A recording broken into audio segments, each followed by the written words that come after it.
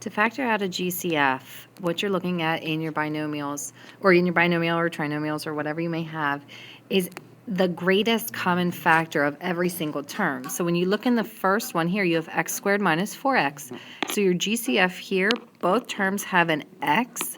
So we're going to factor that out. You're literally dividing that factor out of both terms and then writing it as distributive property.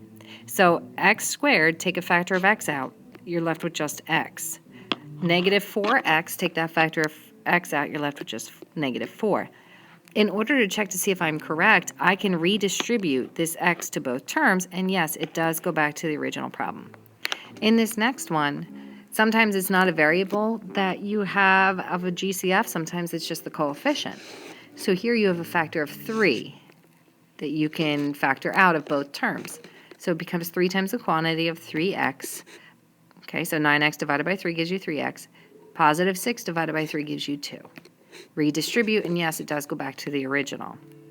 So sometimes it's just a variable that you factor out, sometimes it's a coefficient, sometimes it's both, variable and coefficient.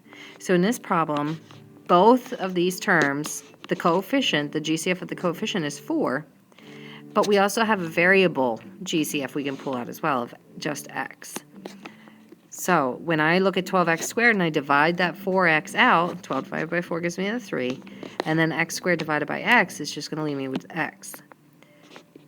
When I have 4x and I'm taking a factor of 4x out of it, you're literally dividing 4x by 4x, you're left with 1.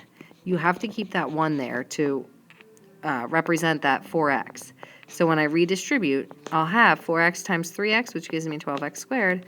4x times positive 1 gives me that 4x again. Sometimes you have a variable GCF that has a greater exponent than just 1. So when you look here, we have an x cubed and an x squared in the terms. Both terms have an x squared in them. We have a y squared and a y, so the GCF of the y value is just simply y. So when I factor this out and I take x squared y out of this first one, I'm left with just x and y.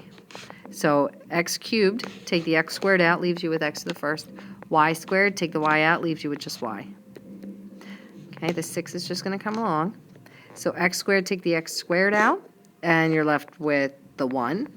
Y, take the y out, you're left with just 1. So here it's just plus 6 at the end.